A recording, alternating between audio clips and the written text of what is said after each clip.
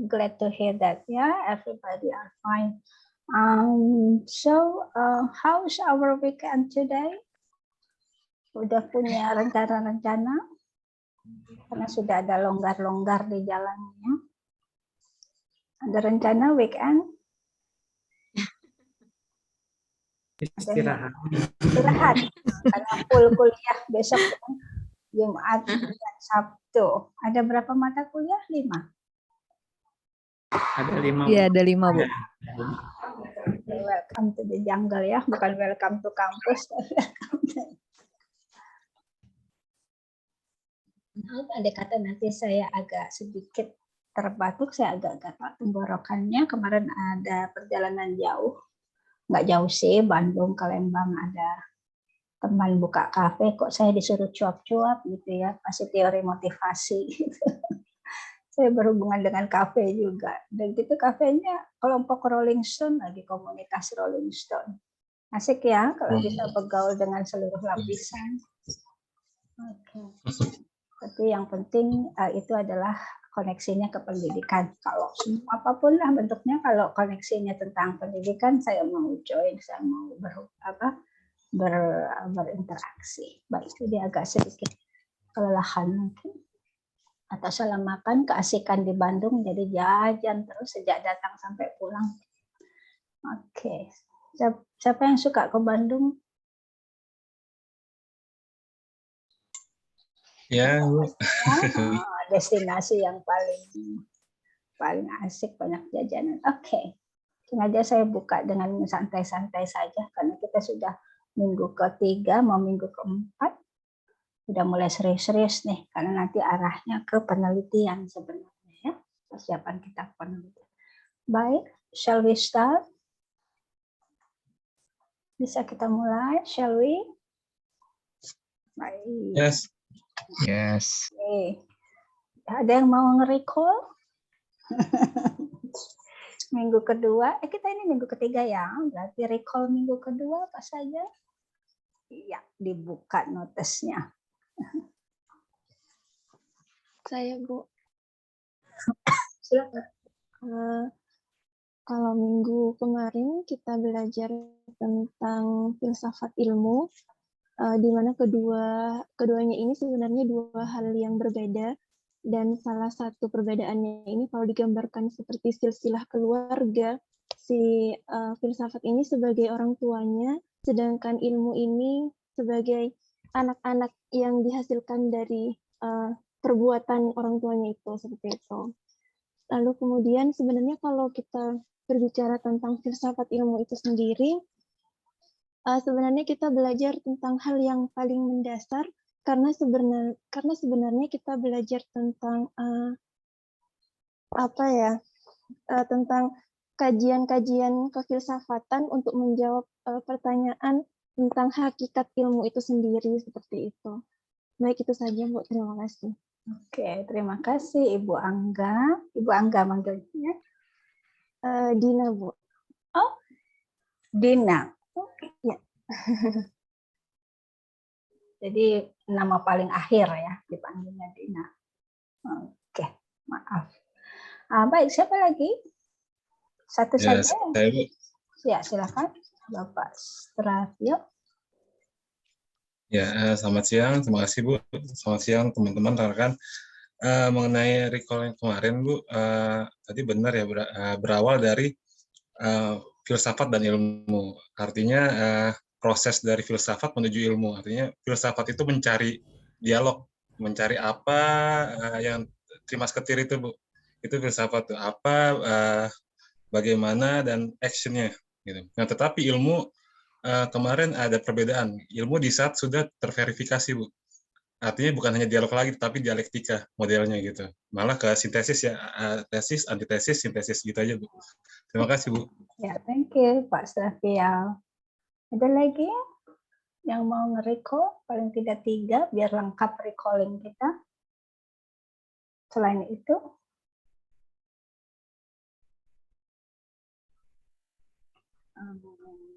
tidak ada?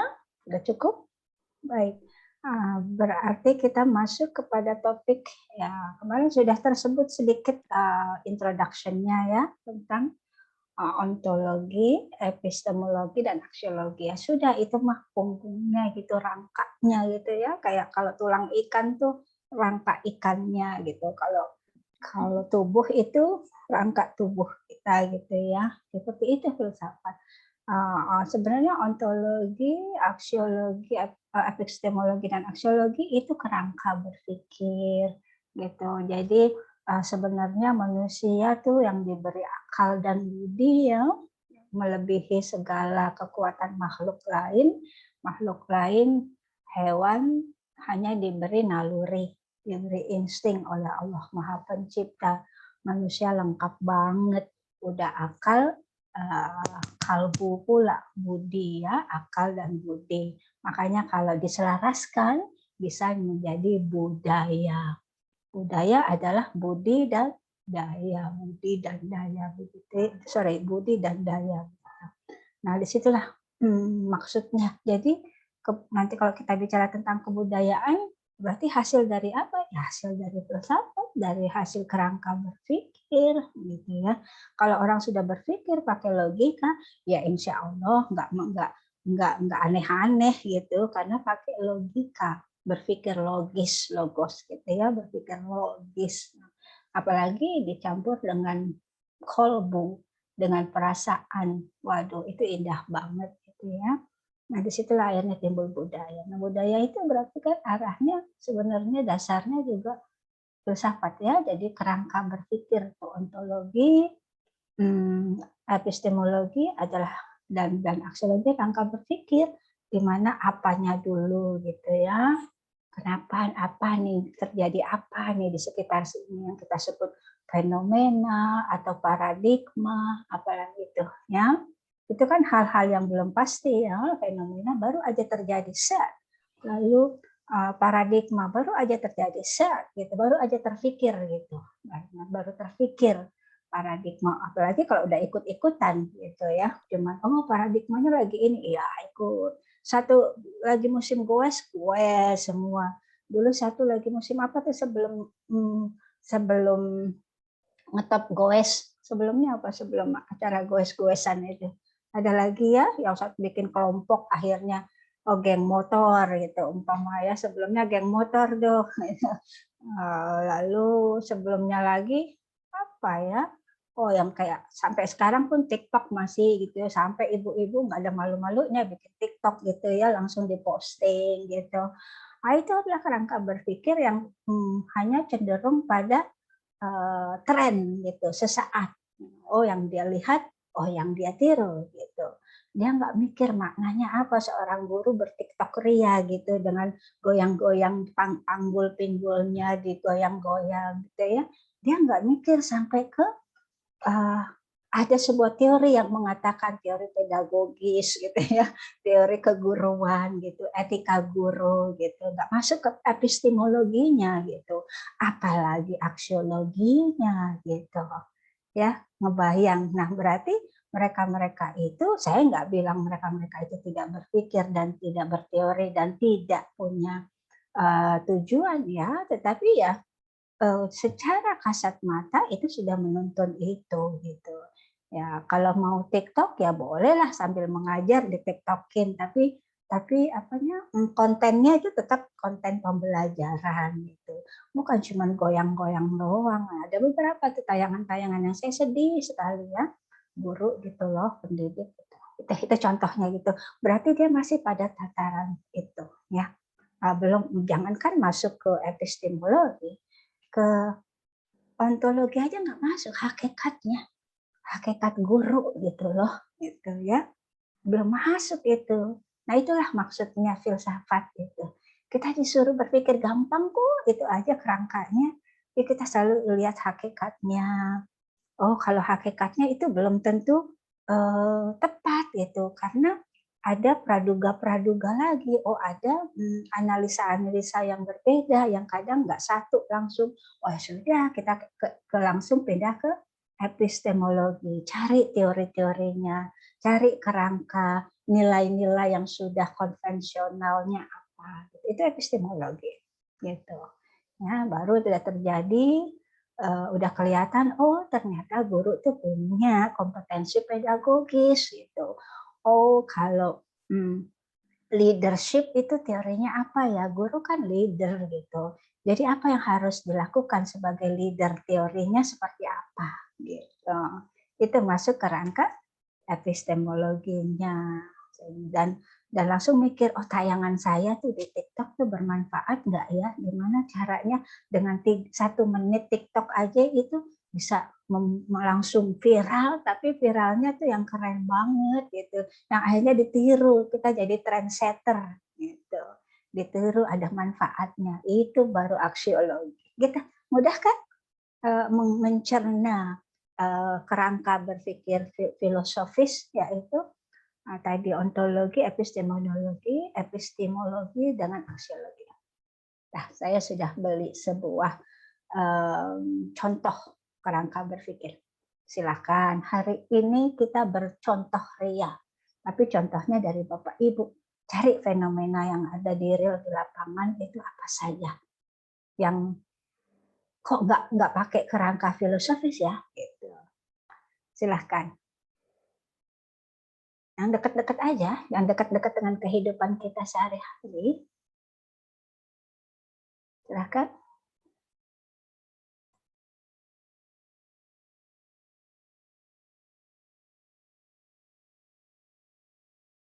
Yang mau berbagi, tadi saya sudah jelaskan secara gampang sekali. Memasukkan fenomena. Ya, Ibu.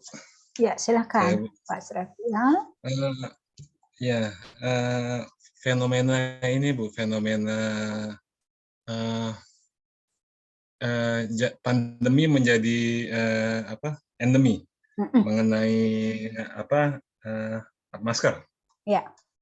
Nah, artinya di ontologinya itu terkait sama COVID, Bu. Terkait sama COVID. Nah, lalu masker itu menjadi objek untuk menahan laju COVID. Nah, itu harus menjadi kebiasaan lifestyle. Artinya ya harus menjadi lifestyle ya Bu ya, lama-lama gitu. Nah, bagaimana? Nah, bagaimananya epistemologinya artinya ya setiap hari kita pakai masker dimanapun, lalu ada pakai cara-caranya juga benar. Selain itu juga dibantu sama cuci tangan dan lain-lain. Intinya kan di masker Bu, kalau di luar ya, untuk mengurangi. Nah, tindakannya juga kita kita dari diri sendiri juga sadar Bu, setiap orang memakai masker bahwa turunnya angka COVID yang menjadi kita bagus ya di mata dunia sekarang ini, itu adalah bukti koordinasi akan lifestyle ini Bu. Artinya kita menurun. Belum menjadi yang ketiga nih. Ya, kesiapan kita. Belum nanti yang katanya mau ketiga kan Bu, siklus ketiga. Artinya kita udah terbiasa pakai masker ya. Nah, di lain sisi ada beberapa orang yang tidak pakai dan itu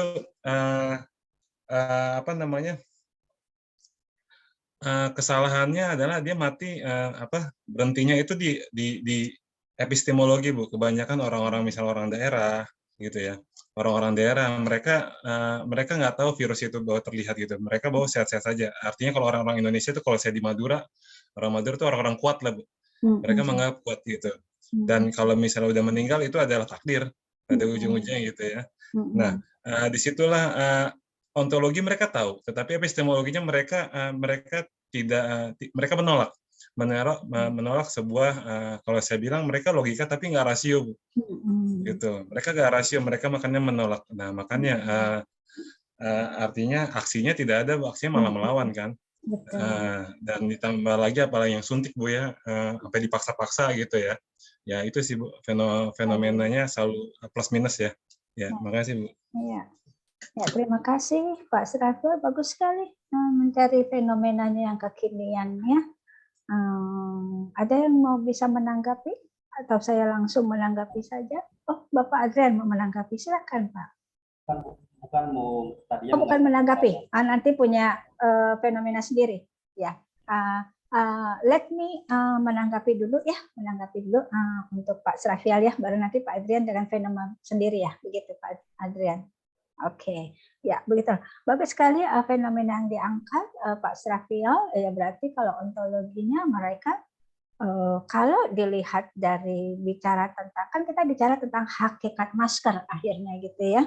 Nah, mereka baru melihat beberapa masyarakat ya, beberapa orang ya, kita nggak sebut semuanya orang Madura. Bapak orang Madura banget Pak Srafial, Pak Waka. Enggak Bu, temen sih. Oke. Temen Saya pikir, itu ngomongin tentang ada kasus Madura kan Bu ya. Oke, Madura yang benar. melawan tuh di Iya, makanya mereka agak sakti-sakti gitu. di berita ya, nggak apa-apa. Karena itu memang real ya, memang ada gitu, bukan lagi katanya. Kebetulan saya orang Madura, Bu. Kebetulan. Iya. Dan menurut saya memang apa yang disampaikan Pak Caca ini fokus untuk yang isu tentang orang Madura. Itu menurut saya hanya oknum ya Bu ya, karena kita kan tidak bisa mensamaratakan kalau langsung bilang orang Madura seperti itu. Baru saya mau menanggapi itu ke arah ke sana ya. Saya akan, kita nggak apa-apa. Sekarang kita beropini, berpendapat nggak apa-apa. Inilah gunanya kelas filsafat ya, untuk saling memahami gitu. Inilah gunanya kelas, apalagi di tataran S2 ya. Jadi apa terbuka nggak apa-apa. Yang penting ada dasarnya gitu ya. Karena dengan keterbukaan itu akhirnya nanti terkuak semuanya. Disclosure gitu bahasanya ya. Oke, baru saya mau menanggapi ini. Baik, berarti di sini kalau sebenarnya kan kita bicara tentang hakikatnya si masker ya. Gitu. Yang awalnya kan tentang masker, berarti yang kita harus camkan adalah hakikatnya masker. Nah, banyak orang dan beberapa orang berpikir masker itu hanya sekedar untuk orang sakit sebenarnya, atau untuk apalagi untuk nakes, tenaga kesehatan, atau untuk naik motor aja gitu. Ada yang dari dulu kan budayanya kalau naik motor aja ya pakai masker gitu. Nah, itu masih belum beralih dari pemikiran hakikat itu gitu. Mereka belum lompat pada situasi di mana hakikatnya si masker itu sudah bertambah.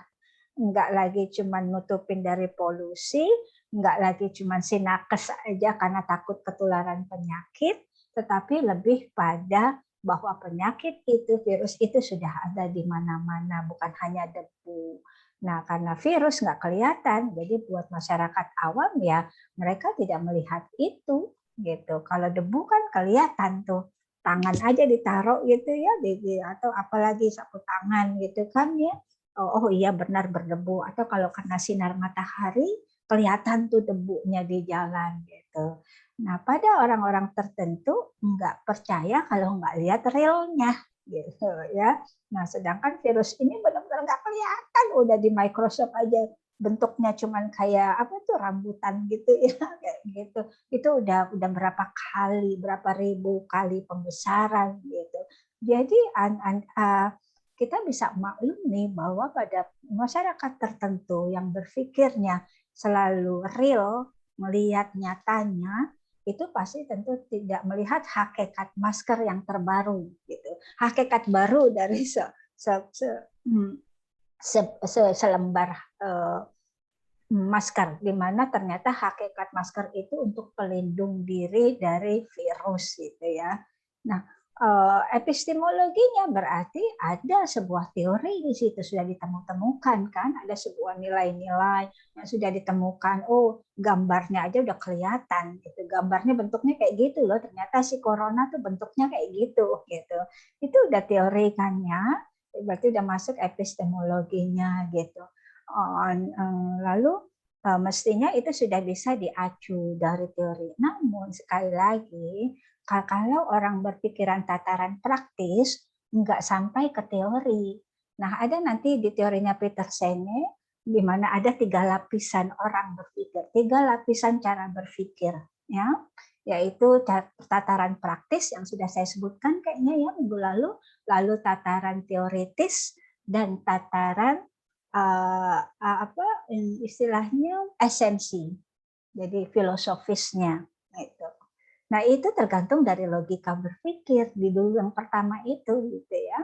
Yaitu di mana dia lihat cuman praktikalnya aja, praktisnya gitu. Oh, nggak apa-apa kok gitu, nggak kelihatan ini gitu. Virusnya nggak percaya jadinya gitu. Kalau debu kelihatan, kalau batu kerikil kelihatan, kalau virus nggak kelihatan, jadi saya nggak percaya. Yang ya begitulah, memang udah tataran berpikir ya, bukan berarti nanti emang sih ada akhir-akhir ini dengan adanya pemilu dulu masih ada sisa-sisa yang pro kontra gitu ya terhadap tokoh-tokoh itu masih ada tersisa-sisa yang gitu. Dan Bapak Ibu di kelas S2 ini sudah tidak lagi ya, sudah goodbye dengan pil pemilu ya gitu. Ada pengotakan-pengotakan di masyarakat itu, mudah-mudahan nggak ada lagi deh sekarang ya. Saya sedih sekali kalau memikirkan itu. Lalu itu juga jadi belum masuk ke ranah epistemologi. Ya memang begitulah tataran berpikirnya karena masih tataran praktikal ya, masih tataran praktis gitu, praktis jadi belum masuk epistemologi. Baik. Nah, kita bicara tentang lagi masker itu, hakikatnya berarti sudah berubah ya, hakikat dari masker itu. Lalu sudah ditemukan teori-teorinya, sudah dikasih tahu kalau ini ada virus ini, corona ini jenisnya udah bermacam-macam. Ya, ada yang udah mulai ada nama-namanya lah gitu, ada yang lebih galak, ada yang lebih agresif, ada yang lebih lemah, tapi akhirnya dia bikin modal-modal baru, istilahnya membelah diri menjadi nama-nama baru gitu ya, seperti itu. Itu udah epistemologi. Nah, apalagi kita bicara tentang aksiologinya, kebermanfaatan masker pada saat ini nggak kepikir kalau memang masuk hanya tataran praktis gitu ya. Tataran praktis itu jangankan ontologi, praktis. Kalau ontologi masih ditanya nanti akhir dari mata kuliah, maksudnya dari hari ini saya akan menerangkan kaitannya dengan cara berpikir di penelitiannya gitu. Jadi ya nggak apa-apa dalam artian karena kita masyarakat kita kan yang plural, udah gitu penduduknya banyak banget. Berapa sih penduduk Indonesia sekarang? Coba googling. Jadi yang terkini berapa sih penduduk Indonesia itu? Biar kita nggak salah informasi. Coba yang cepat, biasa jarinya cepat untuk googling jumlah penduduk Indonesia saat ini. 273. 200, sekitar 270. Wow, juta gitu loh. Aduh, 1 juta aja udah kayak apa kalau ngumpul di lapangan gitu ya, nggak kelihatan gitu. Ini 270 orang dan tersebar di seluruh Nusantara dari Aceh hingga Papua di sana. Ya berarti ada sebuah sekat-sekat, ada gap-gap yang membuat beberapa masyarakat berpikir berbeda. Jadi ya sebagai Bhinneka Tunggal Ika kita harus mengerti dan itu harus pelan-pelan untuk membangun kesadaran itu ya. Yang penting kan kita pemerintah dan kita masyarakat secara otonomi dan secara keluarga itu sudah membangunnya per klaster-klaster gitu ya. Nah itu dia. Jadi kita kalau perlu kita yang nanti bukan menasihati, tetapi kita mencontohkan. Andai kata ada teman-teman kita yang berpikir masih seperti itu ya, karena ini sudah merupakan fenomena dunia, realita, bukan lagi fenomena tapi realita dunia. Baik, begitu kan? Oke, Ibu Angga, saya punya anak 1. Jadi almarhum suami saya orang Madura Bugis, jadi saya sering ke Madura. Waktu almarhum suami saya masih ada, saya sering pulang kampung ke Madura di Sapeken. Mudah-mudahan tahu Sapeken ya, daerah Sumeneb di pulau. Gitu. Jadi anak saya punya darah Madura. Mertua saya itu kiai di Sapeken dan di Kangean. Oke, jadi saya tahu persis sedikit tahu budaya Madura seperti apa karena saya berada di antara orang-orang Madura. Thank you. Baik, Mbak Andrian, silahkan. Ya, terima kasih banyak Ibu. Assalamualaikum warahmatullahi wabarakatuh. Ya, untuk saya mungkin contohnya lebih simpel ya Bu ya, lebih ke kehidupan sehari-hari. Mungkin Ibu suara saya terdengar jelas? Ya. Ya. Suara saya? Jelas. Ya, kalau terdengar. Oke, ya. Ya Bu, untuk tadi contoh dalam kehidupan sehari-hari seperti ontologi, epistemologi, dan aksiologi. Kalau saya lebih mencontohnya adalah ontologi, misalnya kita lihat rumah gitu Bu. Rumah, jadi hakikatnya adalah rumah. Rumah adalah pada intinya adalah realitasnya itu adalah kita jadi mengenal apa itu rumah, mengenal gambaran rumah. Tapi secara epistemologinya, bagaimana kita bisa benar-benar mengenal kalau itu memang benar-benar rumah. Memang kita bisa melihat apa benar-benar itu rumah, terus kemudian karakteristiknya seperti apa, ciri-cirinya seperti apa. Karena kalau lihat dari fungsi dari rumah sendiri bentuknya berbeda-beda.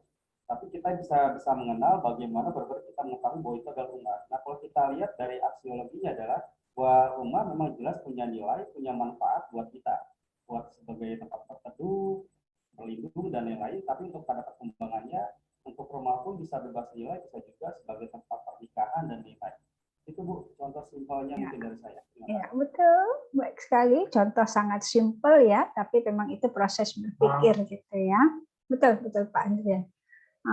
Jadi istilahnya kalau kita mau menganalisis rumah, ya kita lihat latar belakang rumah itu latar belakang rumah apa gitu ya. Contohnya kalau di Irian kan kok cuma dari rumah kayak lumbung begitu ya. Kalau di Jawa Barat mah rumah orang Irian itu untuk taruh padi gitu kan ya, kayak lumbung begitu doang. Tapi di Irian ya rumah tinggal gitu. Jadi ada latar belakangnya gitu. Kalau kita mau mengontologi itu kita mau lihat hakikatnya. Kalau hakikatnya orang rumah bentuknya orang Irian, itu hakikatnya untuk rumah tinggal. Tapi kalau di Jawa Barat, di Pulau Jawa terutama ya, gitu lumbungnya rumah seperti itu hanya untuk lumbung padi atau tanam palawija atau semacam itu lah bentuknya. Jadi kita kalau mau mengontologi lihat latar belakangnya. Tadi seperti tadi juga tentang masker, lihat latar belakangnya gitu ya, karena kita tidak bisa mengambil garis merah secara mendasar tanpa melihat latar belakangnya. Jadi ontologi itu dikuatkan oleh latar belakang gitu. Lalu keilmuannya, oh berarti dilihat teorinya, nilai-nilainya. Oh mungkin kalau orang Irian belum tahu ya cara membangun rumah yang bertingkat kayak rumah gadang gitu atau rumah toraja yang atasnya ada semacam kayak kepala bukan kepala tanduk kerbau atas macam itu, karena memang latar belakangnya berbeda cara berpikirnya sehingga budayanya juga berbeda. Tadi kan kita sudah bicara budaya itu dari budi dan daya ya, dari kerangka berpikir dan berperasaan begitu. Sehingga latar belakang yang berbeda sehingga timbul fenomena yang berbeda. Tapi tujuannya ya sama, dalam artian dia punya aksiologi ya untuk rumah tinggal, untuk rasa nyaman, aman, begitu ya. Mungkin kalau orang Jakarta sudah masuk ke keindahan, ke estetika. Nah, kalau gunanya itu aksiologinya sudah masuk ke tataran estetika. Tapi kalau orang Iran cukup untuk safety, untuk keamanan saja gitu. Keamanan dan keselamatan, yang penting nggak diseruduk babi, yang penting nggak diseruduk apalagi. Kalau di Irian katanya nggak ada kerbau ya, hanya babi, ada apalagi tuh yang di binatang hutan begitulah, ular yang besar gitu. Ya itu benar, itu kerangka berpikir. Thank you Pak Andrian. Siapa lagi? Saya Bu. Ya silakan Ibu. Yusi. Oh Ibu Yusi, silakan Ibu Yusi. Maaf Ibu, jadi balik lagi ke masker ya. Jadi Enggak, saya Pak, yang perlu pakai maaf, nggak salah. Permisi bener. Bukan maaf, permisi. Jadi untuk yang ontologi menurut pendapat saya maskernya, tapi yang untuk epistemologinya jenis maskernya atau model maskernya. Ada yang dakbil, ada yang KF sekian, ada yang mungkin itu ya Bu ya. Terus yang ininya aksikologinya itu adalah manfaat dari masker itu. Apa sih manfaatnya, bisa buat ini seperti itu ya Bu jadinya ya. Betul, simpel banget. Betul Ya, sekali. Tapi makasih betul, Ibu. Ya, jadi pokoknya hakikatnya itu masker penutup dari serangan apapun ya, debu atau virus gitu ya, itu hakikatnya masker. Lalu dilihat dari nilai-nilai teori, oh kalau virusnya udah macam-macam, udah galak pakai double masker. atau masker yang harus ketutup seperti ini, enggak lagi yang model cuma begitu. Itu kan nilai-nilainya ya, teori. Ada teorinya di situ. Oh, kalau cuma debu aja ya cukup masker yang biasa. Tapi kalau sudah virus, apalagi di daerah yang padat, pakai double masker. Itu teorinya. Manfaatnya tetap sama, itu untuk melindungi diri dan orang lain. Ya, itu sangat simpel cara berpikirnya. Nggak apa-apa, tapi itu kerangka berpikir filosofi. Baik, siapa lagi? Ibu boleh coba, Bu? Ya, silahkan Pak Asep ya. Oh iya. Sebenarnya dari 3 contoh tadi saya jadi menerka-nerka gitu ya. Dari Pak Caca, dari Pak Andrian, saya masih bingung sebenarnya antara ontologi, epistemologi, dan aksiologi. Terus dari contoh Bu Yusi jadi tergambar, mungkinkah kita berbicara contohnya tentang komputer, Bu? Boleh, Iya, silakan. coba kita dicoba Tentang ya saya juga ontologinya. boleh. Asal jangan tentang saya. Iya, mohon izin dan Silakan. permisi ya tadi. Silakan. Saya mencoba memahami apa yang tadi disampaikan contoh-contoh dari teman-teman, Masya Allah ya. Coba dicontohkan dengan komputer secara ontologi. Komputer itu dimasakin sebagai latar belakangnya, mungkinnya latar belakang dari komputer itu sendiri kan komputer gitu, komputer. Jadi mungkin sebagai alat hitung dan sebagainya. Tapi ternyata dengan berkembangnya secara epistemologi itu, ternyata dengan adanya internet semuanya jadi berubah gitu ya. Semua jadi berkembang dengan berbagai cara. Hakikatnya sudah berubah ya. Hakikatnya jadi berubah. Nah, hakikat itu ontologi secara epistemologinya ternyata berubah menjadi beragam hal. Dan secara aksiologinya nilai kebermanfaatannya sekarang seolah-olah kita tidak bisa semua pekerjaan itu nyambung juga dengan komputer gitu ya. Mungkin nanti berkembang lagi ke HP ya, Bu. Mungkin seperti itu ya, Bu ya. Contohnya. Ya, betul sekali. Itu cara paling simpel juga untuk mengejawantahkan cara berpikir filosofisnya kayak gitu ya. Oke, betul. Betul sekali Pak Terima Asep. kasih, Ibu. Ya, ada lagi? Saya boleh, Bu? Silakan, Ibu. Fabian. Oh, Ibu Fabian. Silakan, Ibu. Tadi gara-gara Ibu bilang TikTok, saya jadi kepikiran. Tapi ini kira-kira benar nggak ya? Jadi saya mau bahas tentang piyama, baju tidur. Yang harusnya dipakai baju tidur, tiba-tiba kepikiran yang biasanya artis bisa pakai itu ke mall. Lagi trennya. Kalau kita yang pakai kan kayaknya aneh ya. Jadi di sini ya epistemologinya tuh analisisnya ya piyamah itu termasuk apa gitu. Bener nggak Bu kira-kira? Ya, betul. Nilai-nilai. Lalu aksiologinya ya keputusannya kan balik lagi. Kita pakai piyamahnya beneran piyamah atau ikut artis ke mall. Betul. Gitu kira-kira. Betul. Bener ya? Kebermanfaatan. Ya, betul sekali. Mudah, itu cara berpikir mudah. Filosofis yang sangat ringkas itu benar-benar Bang. Iya ya, tapi dibilangnya model apa itu sekarang model piyama? Ada kok istilahnya model pajamas. Pajamas bukan? Bukan. Ada namanya langsung. Jadi tadinya pajamas, One-set biasanya ibu-ibu bilang. Apa Bu? One-set. One-set. Betul, one-set karena atas bawah sama. Ada lagi sebenarnya. Iya. Apa sih tentang kerajaan itu?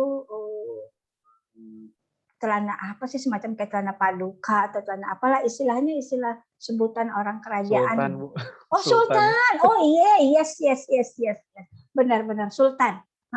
Ini Bapak tahu istri ajak belanja ya, minta beliin baju Sultan ya istrinya.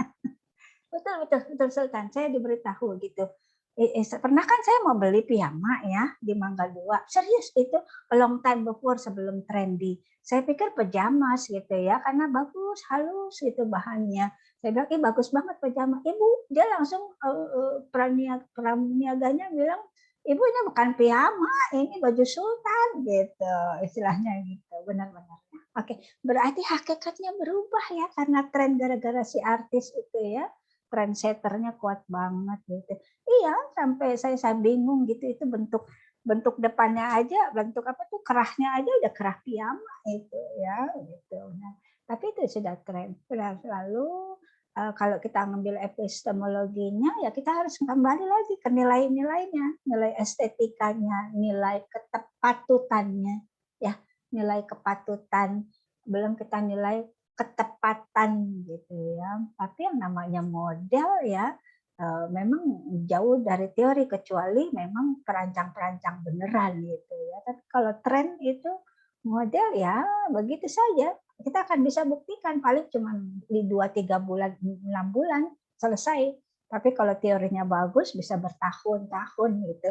Kayak perancang-perancang busana itu kan ya, yang memang sekolah gitu. Oh, ngerancang baju ini untuk gaun malam, gaun pagi, untuk tidur, untuk ke pantai, untuk ke laut, untuk ke gunung, itu berbeda-beda. Itu pakai teori soalnya. Oh, kalau di pantai nggak boleh pakai long dress gitu. Lah, kena air sama pasir atuh gitu kan. Jadi kalau ke pantai pakai celana panjang tapi yang anti basah atau apalah gitu. Itu kan pakai teori. Nah, orang-orang awam yang penting trendsetternya adalah artis gitu. Jadi cuman euforia saja gitu. Itu fenomena namanya. Jadi hakikatnya berubah karena dia tidak bernilai, tidak mengikuti nilai, tidak mengikuti teori, tidak mengikuti analisis. Akhirnya kebermanfaatannya juga berbeda. Ya, yang tadinya manfaatnya tidur, baju tidur, tapi akhirnya manfaatnya cuma trendy aja, gitu. Mengikuti trendy. Berarti penting sekali ya ontologi ya, mempengaruhi aksiologi, betul kan? Ada sebuah perubahan gitu. Jadi makanya nanti di penelitian penting banget ontologinya duluan dikuatkan, baru masuk ke ranah epistemologi dan aksiologinya. Gitu. Thank you. Ada lagi tadi, Pak Muhammad Taufikor, silakan udah angkat tangan. Ya, terima kasih Ibu. Sebenarnya yang mau saya tanyakan atau saya sampaikan yang Ibu sampaikan terakhir, artinya melihat beberapa contoh terutama terkait piyama, terus tadi masker itu ada pergeseran makna ya Bu. Jadi kan ketika ternyata satu benda lah, kita beberapa contoh satu benda itu bisa bergeser dari bisa saja terutama di aksiologinya ya Bu. Mungkin di ontologi, epistemologi, aksiologinya nanti yang bergeser gitu. Misalkan saya juga ada contoh kan tren biasanya ada barang antik, yang paling sering itu kan barang antik. Motor sekarang lagi tren juga motor tahun 90-an. 90-an direstorasi dengan harga akhirnya sudah nilainya bukan nilai motor secara hakikatnya alat transportasi, secara estimasi pengetahuan dengan artinya dirancang dan sebagainya dengan kecepatan dan ini dengan ilmiahnya begitu. Di saat awal dibuat di tahun-tahun 90 memang nilainya memang alat transportasi untuk yang mempunyai nilai bisa nilai ekonomis karena fungsinya. Begitu setelah 10-20 tahun sekarang menjadi barang antik yang diperjualbelikan sebagai nilai prestisius begitu. Berarti betul ya, artinya bisa jadi yang bergeser itu hanya di aksiologinya ya nilainya. Tapi tergantung dari ontologi ya. Nah, iya. Jadi tergantung dari perubahan di ontologinya sehingga merubah semuanya. Nah, ontologi boleh berubah, tetapi andai kata epistemologi kita tetap mengacu pada nilai dan teori, ya mudah-mudahan tertolong tuh aksiologinya gitu ya. Oke, thank you Pak Muhammad Taufikor. Maaf tadi Ibu Febiana saya pin nggak ya waktu berbicara, lupa. Saya pin nggak, saya fokuskan nggak Bu tadi waktu Ibu berbicara, enggak ya? Yang lain melihat nggak? Saya pin enggak ya? Maaf, lupa saking ngomongin piyama saya lupa ngepin. Biasanya kan saya siapa nih yang mau berbicara ini? Biasanya saya kan kayak gini ya, saya pin ya, istilahnya saya pin lah gitu. Ke speaker aja gitu. Ini umpamanya kayak gini. Nah, itu dia Ibu Febiana keluar di pin saya. Maaf ya Bu ya, aduh lupa banget. Nggak apa-apa Bu. Oke. Supaya lebih fokus siapa yang berbicara. Baik. Silakan lagi. Ada lagi? Saya, Bu. Siapa nih Pak Restu Sanubari? Dipanggilnya Pak Restu juga. Iya, Pak Restu. Mohon doa mungkin Ibu, saya doa restu. mohon doa restu diplesetin mohon doa Ibu. Maaf. Ya Bu, mungkin saya mau kasih contohnya tentang kebijakan pemerintah yang belum lama ini dilaksanakan ya Bu, terkait dengan penghapusan UN, UNBK, dan ganti menjadi ANBK, Asesmen Kompetensi Minimum. Jadi ontologinya itu latar belakang dari penghapusan UN-nya sendiri Bu, untuk menjadi ANBK, di mana kan UNBK ini dianggap sebagai kebijakan yang membebani ya Bu, membebani siswa, terus juga membebani sekolah juga gitu ya, terus anggarannya juga besar gitu loh untuk pengadaan UNBK ini. Nah akhirnya di epistemologinya itu dicari cara lain yang sekiranya bisa, tujuannya UNBK kan selain untuk siswa juga untuk menilai seberapa tinggi pendidikan di Indonesia ya Bu, secara nasional ataupun per daerah. Akhirnya standar kualitas ya. Akhirnya di epistemologinya ini ditemukan cara tapi tidak membebani, yaitu adanya asesmen kompetensi minimum, yang mana AKM ini tidak menjadi standar kelulusan bagi siswa. Jadi tidak membebani siswa sendiri gitu ya. Nah, di aksiologinya itu ternyata ada manfaat lain juga gitu, manfaat-manfaat di AKM sendiri gitu ya. Selain untuk membiasakan peserta didik untuk berpikir analisis, karena soal-soal di AKM itu kan berbeda jauh dengan di UNBK. Yang mana di ANBK atau asesmen ini soal-soalnya banyak hots gitu ya Bu. Jadi ada banyak manfaat juga yang bisa diterima bagi peningkatan kognitif siswa gitu Bu. Terus juga ada survei lingkungan belajar. Ya, jadi ada survei lingkungan belajar juga. Jadi yang UNE, yang asesmen itu bukan cuman siswa, tapi guru juga melakukan survei terhadap lingkungan belajar. Seperti itu Bu. Terima kasih. Tadi aksiologinya jadi kesimpulannya? Aksiologinya itu kebermanfaatan AKM ya Bu, kebijakan barunya yang diterapkan tersebut. Gitu.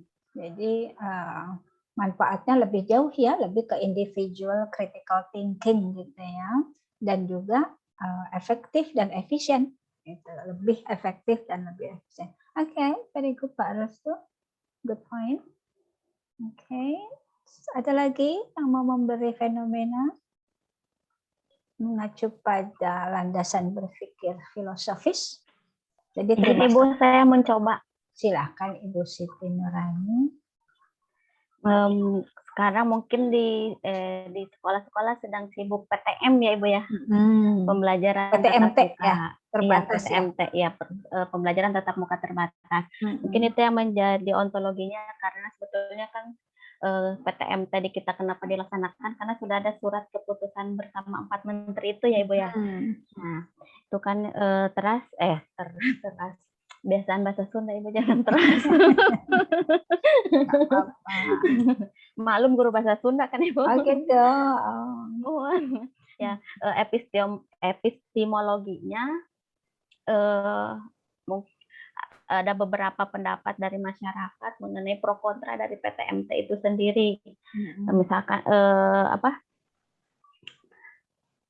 dilakukan, ada yang setuju untuk melakukan mengizinkan putra-putrinya untuk PTMT, ada yang tidak mengizinkan PTMT. Nah, aksiologinya munculnya klaster sekolah. Sekarang kan kemarin pernah ramai tuh klaster sekolah. Apakah itu memang benar-benar berasal dari PTMT, dari lingkungan sekolah, atau mungkin dari lingkungan yang lain ya? Oke. Sudah Ibu? Iya Ibu. Baik. Oke, Ibu Siti Nurani dan teman-teman, Bapak Ibu semuanya, tadi yang kronologis kerangka berpikir.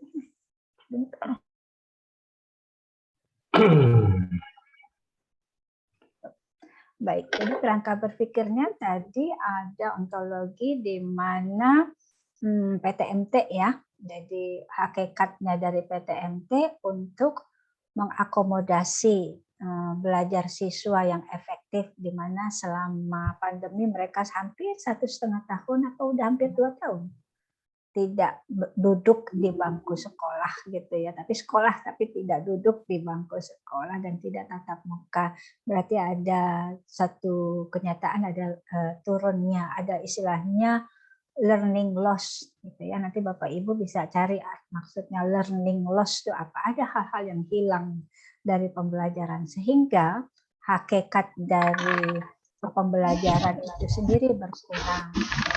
Akhirnya dengan itu dianalisis, masuk ke epistemologinya. Akhirnya harus dinilai. Ada nilai-nilai yang mengatakan bahwa memang pembelajaran itu harus tatap muka, dalam artian lebih efektif, anak lebih integratif, anak lebih responsif gitu ya, dan anak feelingnya tuh merasakan sekolah. Kalau di rumah tuh kadang dengan off kamera aja belajar ketiga. Jadi nggak diambil epistemologinya adalah we have to go back to school gitu. Itu gitu Bu. Epistemologinya bukan kontra-kontranya, kontra pro kontranya itu ada di ontologi. Masih ada di ontologi karena masih ada semacam cara berpikir ya, cara pandang, cara melihat hakikatnya gitu.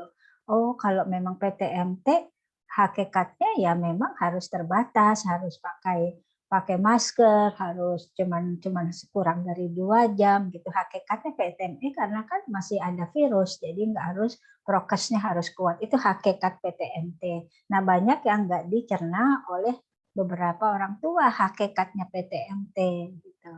Nah, dengan akhirnya kalau kita mengacu menganalisis sebenarnya PTMT dengan 2 jam saja, lalu harus prokes 5M gitu, ya itulah sebenarnya itu memang teori dan nilai-nilai dari adaptasi kebiasaan baru yang kita sebut new normal.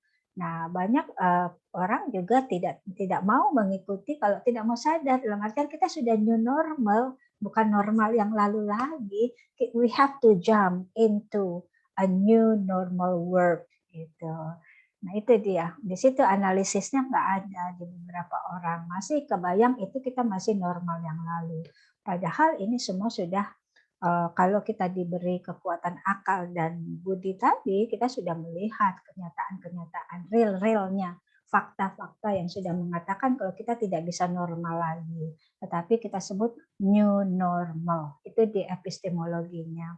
Lalu berarti aksiologinya mestinya dengan PTMT tujuannya tercapai, nilainya akhirnya anak feelingnya back to school, feelingnya udah ke sekolah, tapi feelingnya juga harus prokes gitu ya. Akhirnya anak dan guru peduli prokes gitu, karena dibiasakan, namanya adaptasi, diadaptasi di sekolah. Mungkin kalau di rumah suka kendor gitu ya, tapi kalau di sekolah yang benar-benar saya kayak di sekolah saya itu harus vaksin 2 kali dulu baru bisa masuk, yang di atas umur 12 tahunnya gitu. SMP ke atas tuh harus vaksin 2 kali dulu baru bisa masuk PTMT. Nanti kalau belum vaksin masuk ikut gelombang kedua karena 50% gitu. Nah, tentang tujuannya akhirnya takut tertular di sekolah, yaitu karena di epistemologinya tidak dilakukan nilai-nilainya, yaitu longgar tadi, kendor prokes itu. Coba kalau epistemologinya diacu ya dengan ada sebuah nilai-nilai adaptasi kebiasaan baru, pastinya aksiologinya tidak sampai akhirnya terjadi klaster-klaster baru. Jadi ada yang tidak tepat dalam pelaksanaannya di epistemologinya gitu Bu.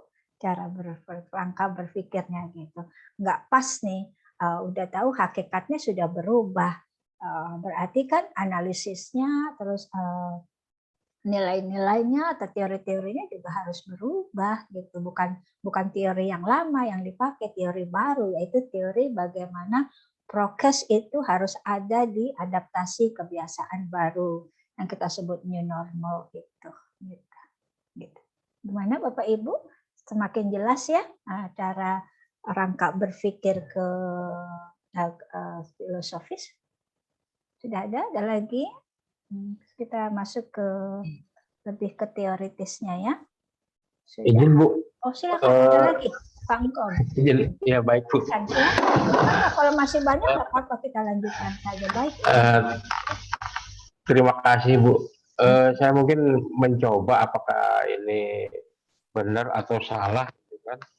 Saya melihat fenomena yang terjadi saat ini atau mungkin beberapa tahun yang lalu bahwa ada beberapa wilayah, gitu kan, beberapa wilayah seperti di Papua, di Aceh, di Maluku, itu ingin lepas dari wilayah Indonesia. Ontologinya seperti itu. Ontologinya ingin memisahkan diri dari negara Indonesia. Tapi secara epistemologinya bahwa kita tahu berdasarkan sejarah bahwa negara-negara daerah-daerah tersebut adalah bagian dari wilayah Indonesia. Seperti di Papua berdasarkan dari penentuan pendapat rakyat tahun 1969 bahwa masyarakatnya menyatakan bahwa Papua itu bagian dari NKRI. Itu epistemologinya. Terus aksiologinya dengan fenomena seperti itu pemerintah membuat beberapa buat kebijakan-kebijakan untuk menangani permasalahan. Salah satunya dengan pemberian otonomi khusus seperti di Papua ataupun di Aceh. Baik seperti itu. Apakah itu bisa masuk ke kategori yang tadi? Iya, benar sampai di epistemologi. Jadi pembuatan kebijakan baru itu bisa masuk ke epistemologi dulu. Pembuatan kebijakan itu karena untuk menjawab paradigma, ya, ada sebuah perubahan hakikat, ya, di mana ada sebuah perubahan pandang, perbedaan pandang atas hakikat menjadi bagian dari NKRI, gitu kan ya. Itu kan hakikatnya sebenarnya begitu ya, mereka adalah bagian dari NKRI. Tetapi ada sebuah perubahan dengan latar belakang macam-macam gitu ya, dengan latar belakangnya yang ingin berdiri sendiri, yang nggak pas lah dengan mungkin dengan etnis, agama dan apa, atau dengan kebijakan pemerintah, itu latar belakang kan ya, deontologi. Sehingga mestinya mereka merujuk pada peraturan di mana adalah bagian dari NKRI. Nah, diantisipasi, dianalisis oleh pemerintah untuk membuat kebijakan baru, gitu, yang tadi Bapak sebutkan, ya. Apakah suara saya masih terdengar? Hilang ya teman-teman ya? Iya, Ibu ya. Barusan ya. Ya, terdengar lagi karena tadi ada tulisan my internet connection unstable. Sudah terdengar lagi ya? Baik. Sudah terdengar, Bu. Tadi semua freeze, jadi saya langsung alert, wah pasti jaringan saya turun. Baik, sudah tenang. Jadi begitu. Tadi jadi epistemologinya adalah, ada dianalisis ayatnya oleh pemerintah. Waduh, ini kayaknya nggak jelas nih peraturan. Kok masih ada yang masih menginginkan keluar dari NKRI gitu ya, karena nggak ngerti hakikatnya. Akhirnya dia analisis lagi, dia buat lagi nilai-nilainya. Nilai-nilai kan bisa nilai hukum, nilai adat, nilai apa ya. Akhirnya diambil lagi nilai hukum dengan diturunkannya kebijakan-kebijakan baru, gitu Pak. Nah itu masih epistemologi. Nah aksiologinya berarti apa? Tujuan bermanfaatan dari penurunan kebijakan baru itu untuk apa? Lebih mengkondusifkan negara, ya, keselamatan NKRI, jauh dari perpecahan, gitu. Jadi aksiologinya ya kebermanfaatan dari hasil dari epistemologi itu Pak Engkom. Gitu. Ya, jadi lebih pada berarti mudah-mudahan dengan adanya undang-undang baru itu, kepres atau apapun lah, secara nilai hukum, nilai etika, nilai budaya, nilai adat istiadat, nilai agama, kan nilai ada banyak ya, nilai hukum, nilai adat istiadat, nilai agama, itu berbeda-beda itu ya. Nah, akhirnya tujuannya itu adalah manfaatnya supaya orang sadar bahwa ada loh sebuah hukum, nilai hukum yang sudah tertera di GBHN di manakah, atau menurut Pancasila, Kesatuan Republik Indonesia, semacam itu. Dan manfaatnya diturunkan ke pres baru tadi. Gitu. Bagus, itu contoh yang bagus pula. Jadi kita banyak contoh nih ya hari ini ya. Bagus kerangka berpikir dari latar belakang masalah yang berbeda. Keren banget nih kelas ini ya. Oke. Saya hanya meluruskan sedikit saja, sudah bagus semua kerangka berpikirnya. Baik, boleh saya bagi itu ya, berbagi informasi. Oke. Ya, kita masuk ke ontologi, epistemologi, aksiologi. Kita kembali lagi merefresh. Ontologi itu katanya Al-Jarnidi itu ontologi adalah filsafat meneliti hakikat wujud, ada on being, ada logos pemikiran atau ilmu teori tadi, paradigma pemikiran-pemikiran kita sendiri, pemikiran-pemikiran kelompok, pemikiran-pemikiran apalagi organisasi, gitu, pemikiran secara negara, gitu ya, itu ilmunya. Lalu kalau epistemologinya yang meneliti tentang sumber, syarat, secara proses terjadinya pengetahuan. Ya, nilai-nilai tadi dibangun nilai-nilai atas dari kejadian yang di lapangan. Nah, gitu. Keluarlah teori-teori baru, pengetahuan baru yang sesuai dengan penelitiannya gitu ya. Tidak asal bikin teori, tapi harus melalui proses kerangka berpikir ilmiah gitu. Lalu aksiologinya yang menelaah tentang hakikat nilai, aksiosnya, value, logos, teori, ilmu pemikiran. Jadi hakikat nilai dari teori ilmu pemikiran tersebut. Nah nanti di dalam kenyataannya sehari-hari ini ada bahasanya gini, pernyataan tentang keadaan ya. Masalah kita nanti diarahkan ke penelitian. Makanya kalau filsafat itu harus membuka pola pikir dulu, kerangka berpikir. Makanya dari pertemuan 1, 2, 3 ini saya mengajak Bapak Ibu untuk berpikir mendasar dulu sebelum masuk ke penelitian. Gitu. Penelitian bukan hanya tesis saja ya, sehari-hari juga bisa gitu. Jangan nunggu tesis. Jadi apalagi kita sebagai pendidik atau orang kantor ya kan punya permasalahan di lapangan. Ya buru-buru dipikir secara ini gitu, secara kerangka berpikir filosofis, namanya manajemen, memanage, mengelola. Jadi penelitian ini maksudnya bukan hanya untuk tesis saja ya, tapi untuk keseharian kita gitu ya. Masalah di dalam penelitian itu pernyataan tentang keadaan ya, keadaan kesenjangan antara das Sollen, harapan, dan das Sein.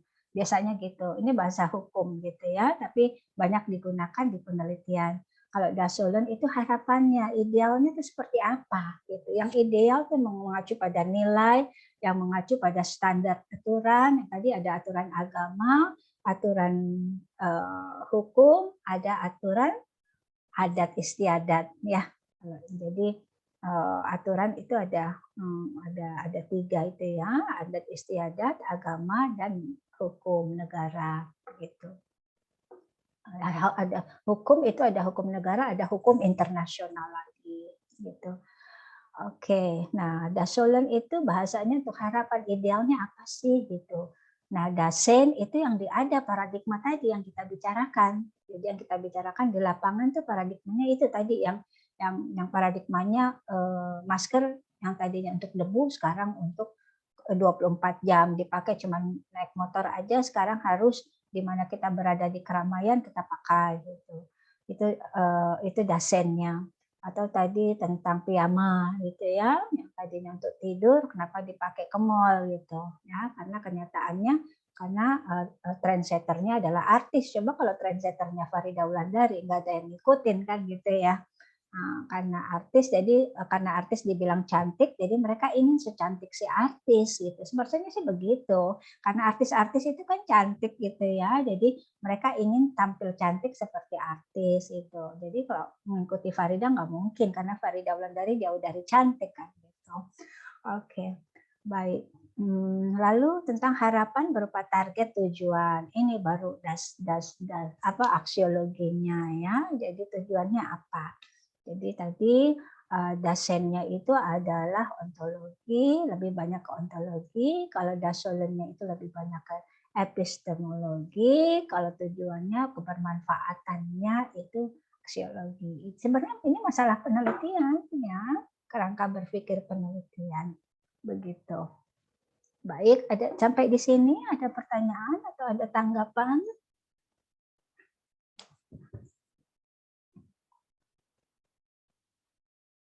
Ada, bisa kebayang ya dari apa yang kita angkat beberapa fenomena yang beberapa kenyataan tadi. Nah, mestinya harapannya ini gitu, dan kebermanfaatannya apa? Bisa kebayang. Itu pola berpikir, cara berpikir penelitian. Baik. Nah, dengan adanya tadi Dasein, ya Dasein itu kenyataannya tadi paradigma atau apa. Nah, ada yang pas, ada yang tidak pas. Tidak pas dengan harapan, tidak pas dengan teori, tidak pas dengan hukum aturan, tidak pas dengan apalagi adat istiadat. Akhirnya diteliti dong, dicari kenapanya. Nah, waktu kita bertanya kenapa ya kok jadi piyama jadi itu, nah dicari latar belakangnya dulu. Yang pertama adalah latar belakang. Kenapa itu terjadi? Ya, kita sebagai guru harus tahu kenapa nih anak kita ngantuk. Latar belakangnya apa ya? Jangan langsung dimarahin. Kok kamu ngantuk sih? Iya ibu ngomong melulu. Ngomongnya juga nggak tahu kemana, nggak ngerti saya, ya mendingan tidur. Itu latar belakang namanya. Jangan langsung dimarahin gitu. Kita langsung tarik. Jangan-jangan saya ya yang nyerocos mulu, nggak ada gambar, nggak ada apa, nggak bertanya, nggak ada koma saya ngomong gitu. Udah gitu ngomong cuma zub gitu ngomongnya, atau pelan, atau teriak-teriak gitu kan, yang bikin peka telinga. Itu latar belakang namanya. Harus dicari dulu ya. Jadi kita harus cari jika terjadi ada suatu ketidakpasan, ya, ketidakpasannya, ketidakpatutan, ketidaktepatan, ketidakbenaran, apalagi lah ya. Itu kita harus cari latar belakang dulu. Jangan langsung oh iya begitu ya, oh begitu sih. Apalagi copy paste doang. Dapat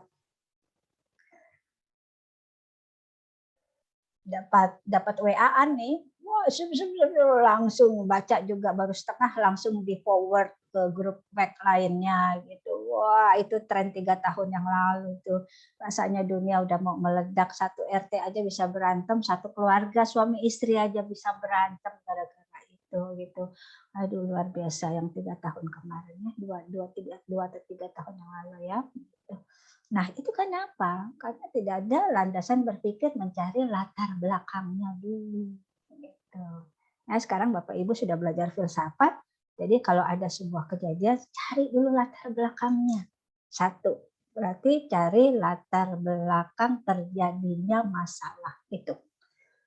Gimana Bu kisi-kisi masalah? Ya lihat aja kalau itu tidak tepat, tidak patut, tidak selaras dengan teori, dengan aturan, dengan konvensional gitu. Itu berarti kategori masalah gitu ya. Gitu. Lalu pertama dicari latar belakang. Nah, latar belakang dilihat. Oh karena latar belakang karena tentang ekonomi latar belakangnya. Oh mungkin tentang adat istiadat latar belakangnya. Oh karena tentang ketidaktahuan, literasi gitu ya, rendahnya literasi bahasa, literasi komputer, macam itu, literasi teknologi, dicari latar belakangnya dulu. Nggak boleh nebak-nebak begitu ya. Nah, ya kecuali Anda bukan orang yang berpikir. Nah kemarin ingat nggak? Kita berpikir kita ada. Berarti kalau kita nggak berpikir berarti kita tidak ada. Maksudnya bukan manusia gitu loh. Kasihan banget ya kalau kita nggak berpikir. Iya dong, Allah udah ngasih logika kok nggak digunakan begitu ya. Jadi latar belakang. Nah setelah kita cari latar belakang ternyata banyak hipotesis gitu ya. Oh hipotesisnya karena contoh tadi piyama ya. Saya senang banget nih piyama karena saya juga bertanya-tanya, aneh banget sih piyama jalan-jalan gitu ya, gitu yang mestinya di tempat tidur doang. Contoh piyama gitu ya. Jadi hipotesisnya apa? Dugaan kita sementara, oh tadi karena tren, oh karena artis, oh mungkin karena lagi murah 30.000 aja sekarang udah dapat langsung pasangan atas bawah sama gitu ya. Oh, atau latar belakangnya enggak ribet nyari padu padan baju jeans sama warna kuning. Kalau celananya merah, atasnya pink gitu ya, blusnya pink. Itu perempuan tuh biasanya tuh kalau mau pergi bapak-bapak udah di motor atau di mobil, ibu-ibunya masih nyari baju gitu ya. Kecenderungan, nggak semua oknum itu oknum. Saya termasuk oknum. Oke. Begitu, itu latar belakang. Berarti kan hipotesis kita banyak ya. Gitu. Jangan dikit, hipotesis itu harus 2 sampai 3. Kalau 1 ya sama aja bohong. Berarti udah langsung nebak-nebak gitu ya. Jadi dilihat dulu tuh kenapa piyama bisa menjadi tren gitu. Apa faktor euforia, itu kan faktor sosial ya. Apa karena memang faktor ekonomi, oh gampang 30.000. Oh, atau faktor praktis, jadi nggak usah cari padanan jeans jadi apa, jadi langsung satu pasang gitu. Itu namanya hipotesis. Hipotesis sementaranya. Jadi yang kedua, setelah diidentifikasi ya latar belakang masalahnya diidentifikasi menjadi dugaan sementara ya hipotesis itu. Nah 2, 3. Nah untuk supaya hipotesisnya nggak banyak-banyak sampai masalah yang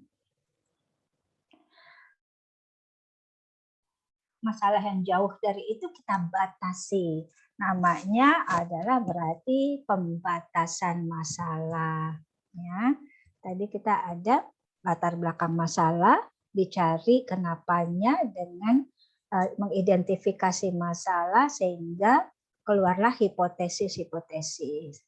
Yang kedua berarti supaya dia tidak kemana-mana dugaan-dugaannya, dibatasi yang kita sebut pembatasan masalah. Berarti kita batasinya aja, oh berarti trennya karena gara-gara copycat deh, niru-niru, euforia niru-niru artis, udah gitu aja dibatasi. Mau yang diambil yang mana? Yang mau tentang ekonominya supaya irit, cuman beli satu baju aja gitu, nggak usah ganti-ganti gitu atas bawah, atau karena memang lebih banyak mana nih persentasenya? Karena memang tren aja orang senang banget ngikutin artis gitu, role modelnya artis itu. Jadi dibatasi masalahnya supaya enak menelitinya. Nah setelah dibatasi masalahnya berarti dirumuskan, dicari rumusnya, sebab akibatnya, pengaruhnya gitu ya, dirumuskan langsung. Jadi berarti ada sebab akibat dong di situ. Oh, berarti ada pengaruh dong di situ. Oh, atau ada penelitian dong di situ. Ada pengembangannya gitu, ada riset pengembangannya gitu. Bisa kelihatan ya di situ. Itu yang namanya dirumuskan. Nah, kalau sudah ketahuan perumusannya, carilah teori-teori, nilai-nilai yang bisa diacu, referensinya apa. Gitu. Ya, dirumuskan. Contohnya tadi yang piyama, udah cari aja teori tentang fashion, tentang estetika, tentang kepatutan, gitu ya, tentang apalagi budaya. Cari teori-teori yang berkenaan dengan fashion tadi, atau teori-teori psikologis di mana orang crazy of, gila-gila terhadap sesuatu gitu ya, gila-gila terhadap artis atau jadi role model. Cari itu teori-teori yang seperti itu ya, teori-teori kenapa orang jadi pengikut, follower daripada menjadi trendsetter gitu. Kenapa jadi si artis bisa menjadi trendsetter, kita masyarakat hanya jadi follower gitu. Kenapa bukan masyarakat yang jadi follower, artisnya yang jadi trendsetter? Itu dicari teorinya. Itu namanya perumusan. Sehingga kita bisa melihat, oh fenomena itu ternyata jauh dari teori, jauh dari nilai-nilai. Nah, kita langsung rumuskan, oh jadi ada pengaruh antara tenarnya artis terhadap masyarakat gitu. Ada pengaruh atau ada sebab akibatnya gitu. Ada hubungan antara gitu. Jadi dirumuskan deh gitu, ya. Nah, kalau dirumuskan itu berarti kan kita sudah tahu tujuannya apa dari kita berpikir kayak gitu. Tujuannya mengembalikan pola berpikir bahwa contoh kalau piyama ya untuk tidur gitu. Gitu istilahnya kan ada tujuannya supaya orang tahu loh sekarang jangan asal aja gitu. Ada kok estetikanya gitu, estetika berpakaian, etika berbicara, etika apa gitu. Jadi supaya orang tahu gitu, nggak hanya sebagai follower aja, karena follower itu akan mencelakakan. Jadi norak deh gara-gara follower, jadi kesannya kita norak gitu. Padahal sebenarnya kita nggak tahu kalau ada teori estetika berpakaian gitu. Namun kita sebagai orang-orang yang berpikir ilmiah, kita jadi mendapatkan kebenaran itu, pengaruhnya atau sebab akibat atau hubungannya itu, kita akan kasih tahu tujuan penelitian kita itu. Ya, kita diseminasi, kasih tahu, oh ternyata gini. Manfaatnya berarti dengan kita berpikir begitu, manfaatnya orang jadi punya etika, punya estetika, punya apa lagi lah, kepastian hati diri sendiri gitu, nggak jadi ikut-ikutan, nggak jadi masyarakat follower. Itu kebermanfaatan dari cara berpikir tadi. Keren ya, gara-gara piyama udah jadi satu tesis deh. Nah, gitu. Jangan-jangan nanti Ibu Fabiana pengaruh artis terhadap begitu ya. Oke, sebentar saya akan mengecilkan suara azan di tab saya. Kenapa sudah azan loh? Oke, baik, sebentar.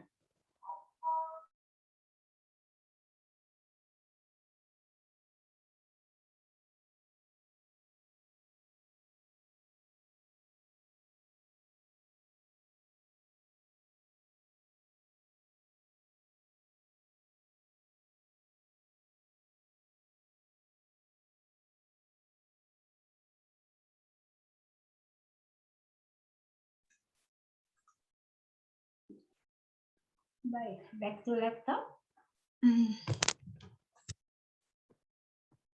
Bagaimana Bapak Ibu? Sudah jelas, sudah clear ya tentang materi hari ini? Bertanyakan Ibu. Oh, silakan Ibu Nurul. Oke, Assalamualaikum warahmatullahi wabarakatuh. Waalaikumsalam.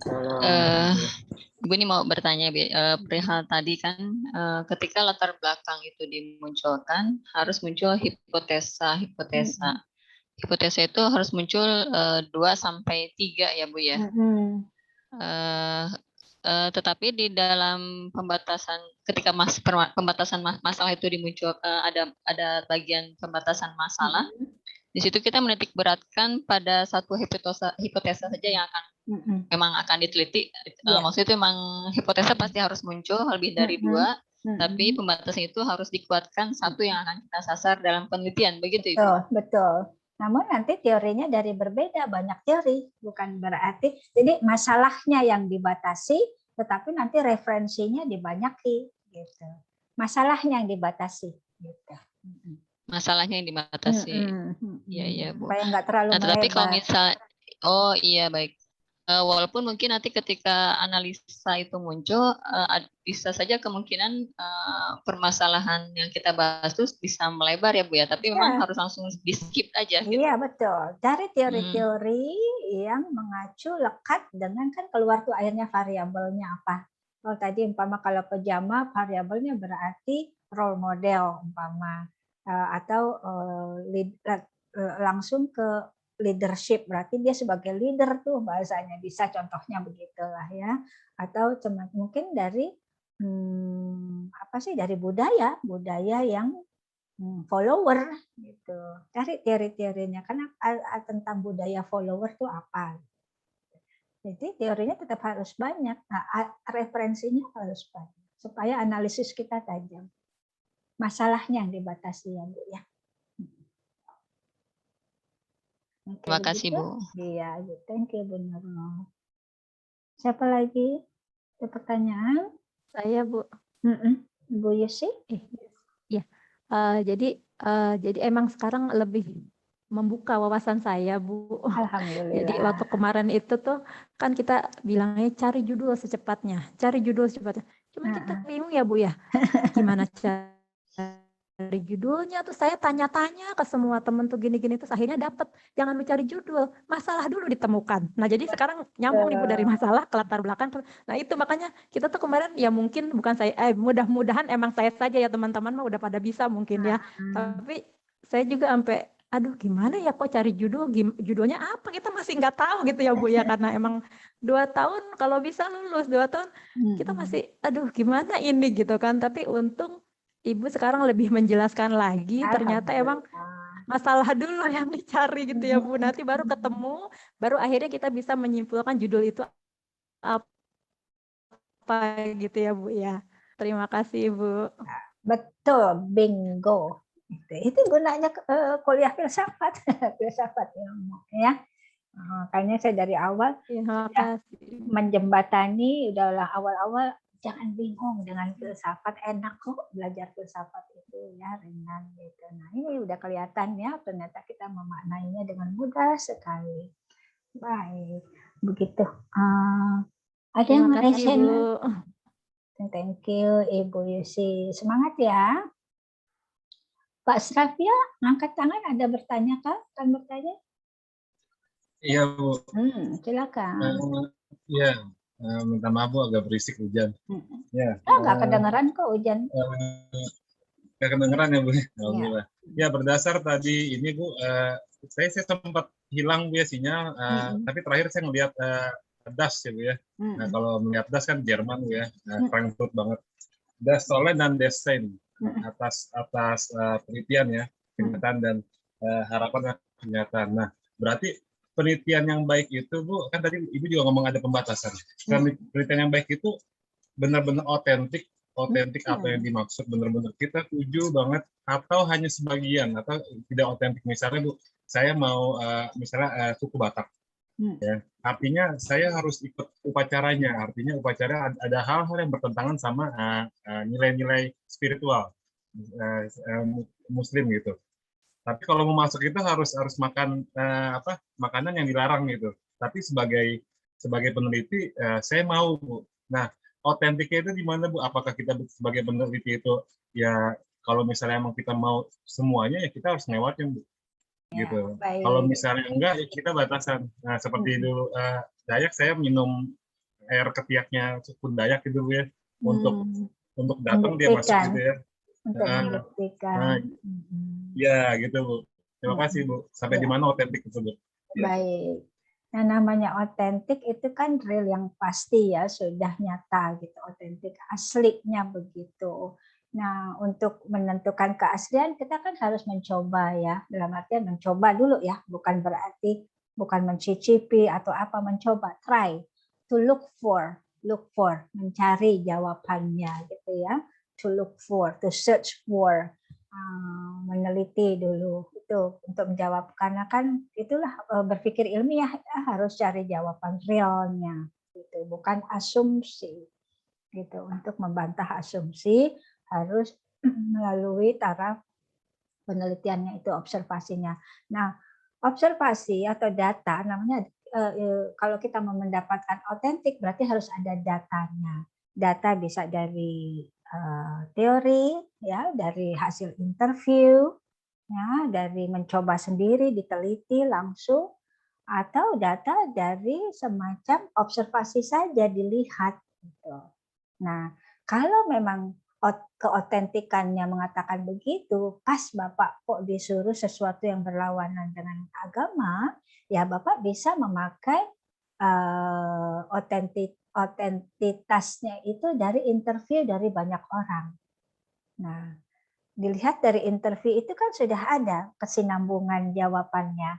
Mana yang mirip gitu ya jawabannya gitu. Kan interview kan bahasanya orang kalau umpama dari 100 orang 50 60 yang mengatakan begitu berarti sudah otentik dong ya. Kecuali dari 100 yang mengatakan iya cuma 2, berarti kurang validnya, berarti itu tidak terbukti. Nah, makanya kan ada nanti penelitian kuantitatif kan dengan interview, nggak ngerasain sendiri gitu kan ya, kecuali nanti ada penelitian langsung pengembangan model. Pengembangan model Bapak Ibu harus mengikuti sendiri alurnya. Bapak Ibu yang punya model baru, Bapak Ibu sendiri yang melihat gitu. Jadi otentik bukan berarti kita pakai 5 panca indera gitu. Kelima-limanya, kadang bisa dengan interview tapi ngambil respondennya berapa gitu. Itu umpama lebih dari berapa persen berarti sudah otentik. Jadi dari data saja itu bisa otentik gitu ya. Jadi andai kata kita ragu-ragu terhadap melakukan sesuatu karena pertimbangan agama atau pertimbangan estetika, ya jangan lakukan, cukup penelitian dengan pengambilan data sampel. Sampelnya berapa, lalu respondennya berapa gitu. Sampelnya itu yang pas nggak? Nanti Bapak bicara tentang adat budaya Toraja, ngambil sampelnya orang Baduy kan nggak nyambung gitu. Tergantung dari sampelnya ya, memang orang-orang Toraja langsung Bapak masuk ke dalam suku Toraja itu gitu. Ambil sampelnya mulai dari orang bawahannya strata 1, strata 2 sampai strata tertinggi di Toraja. Bikin sampelnya kayak gitu ya. Itu namanya sampel, baru respondennya berapa gitu. Jadi ini terkait dengan penelitian. Gitu ya. Oke, gitu ya, untuk melihat otentik tidaknya ya data. Data bisa didapat dari observasi, interview, kuesioner ya, dan juga dengan interview, kuesioner dan observasi langsung. Gitu. Oke. Makin menariknya berarti sudah semakin. Oke, terima kasih. Tidak ada lagi Kak? Kita sudah. Boleh Ibu? Oh silakan Ibu Desi. Ya, bismillahirrahmanirrahim. Baik Ibu Farida.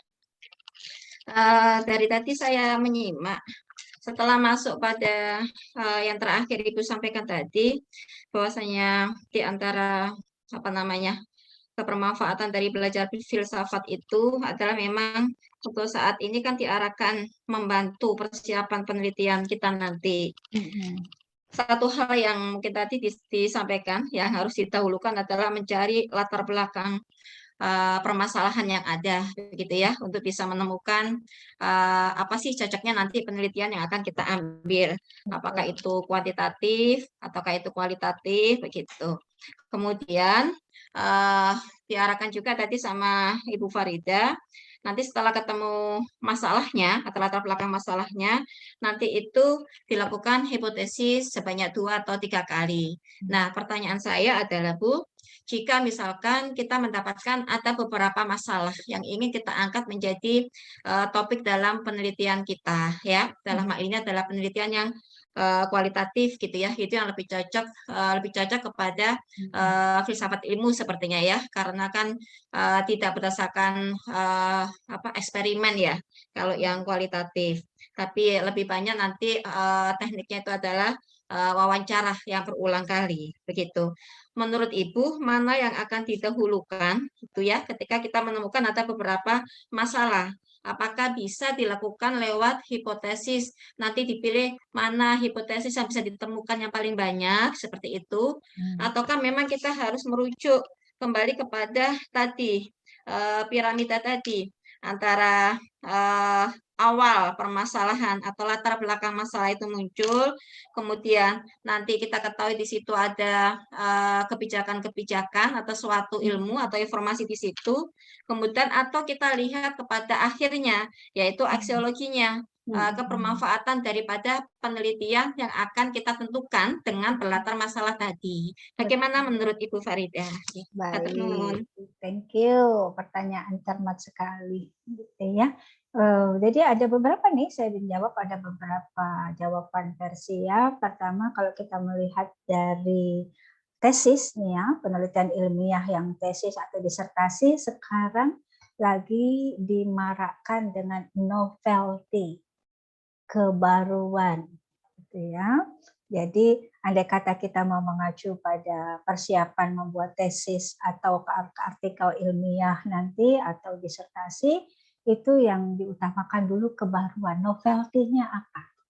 Nah, kalau judulnya masalahnya itu saja yang sudah diteliti oleh ribuan orang dan sebenarnya jawabannya kita sudah tahu, ya nggak usah diambil. Jadi bukan nggak usah diambil, jangan dijadikan prioritas gitu untuk menjadi judul. Jadi cari variabel-variabel yang baru, Bu, gitu. Yang akhirnya nanti merunut pada kebermanfaatan. Kalau variabelnya noveltif atau baru gitu ya, kebaruannya tinggi, berarti kan manfaatnya baru buat pembaca dan buat kalau kita nanti mendiseminasi teori hasil penelitian kita, orang lah mengambil manfaat baru dari situ. Jadi saya langsung jawab ke ujung pertanyaan Ibu. Ya berarti dicari yang paling manfaatnya sekarang lagi digunakan oleh kebermanfaat yang tinggi untuk masyarakat, diri kita, sekolah kita, lingkungan kita, dan masyarakat luas itu, ya berarti itu yang kita cari variabel-variabelnya gitu ya.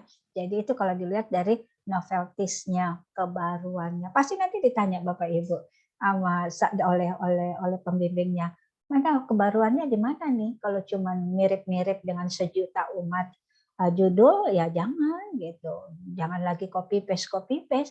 Nah itu tadi Ibu harus turun ke jalan, apa sih yang terjadi? Fenomena apa nih yang terjadi? Terutama kita di administrasi pendidikannya. Apa nih yang belum kesentuh nih, variabel-variabel baru yang belum tersentuh gitu ya. Nanti itulah yang untuk menentukan bagaimana kita menentukan sebuah judul, yaitu kebaruannya dulu. Kalau udah baru berarti kebermanfaatannya baru juga buat orang lain, nggak itu lagi, nggak basi bahasanya. Udah bukan basi ya, kalau orang bilang ini mah udah judul basi banget nih, pengaruh antara kepemimpinan kepala sekolah terhadap disiplin guru, itu udah basi banget gitu.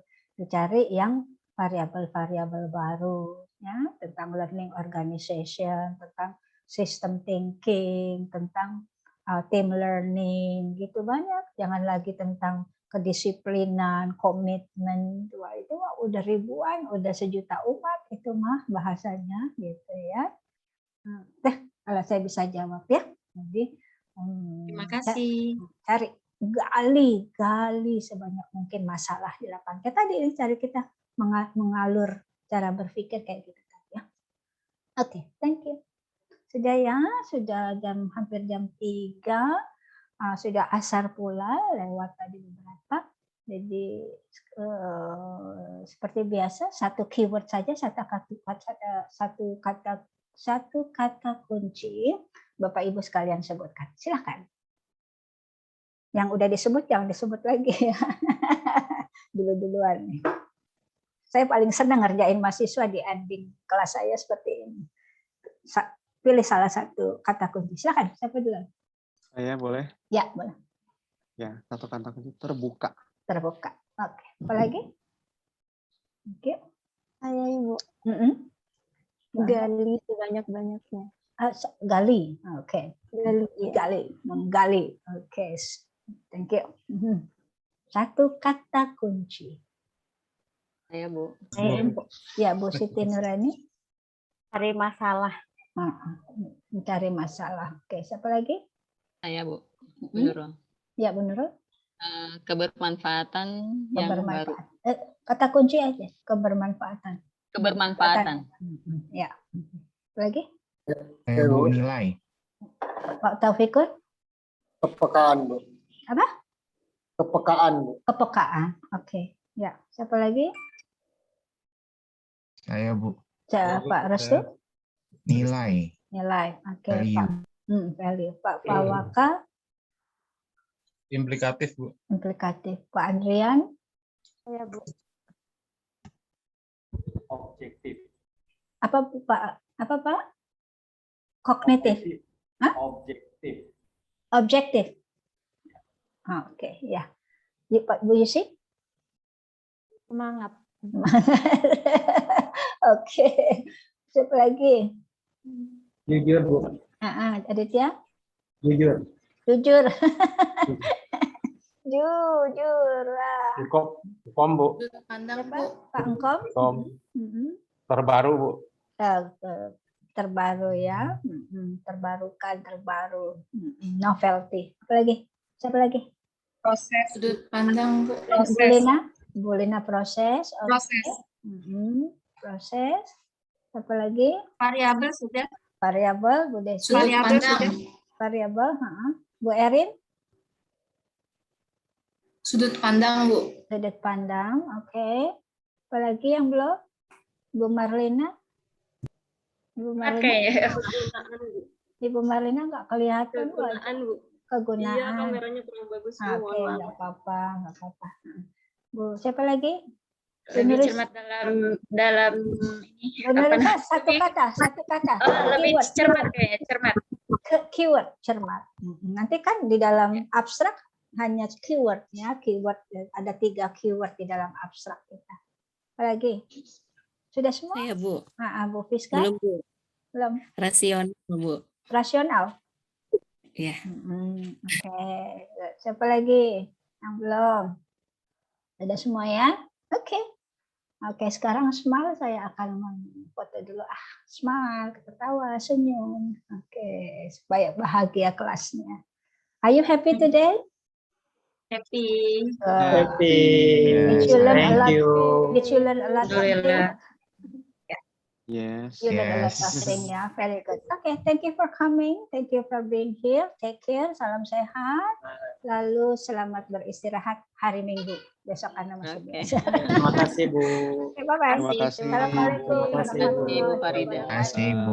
Terima kasih. Waalaikumsalam. Waalaikumsalam. Oke, silahkan Warahmatullahi meninggalkan. Berdiri dia. Izin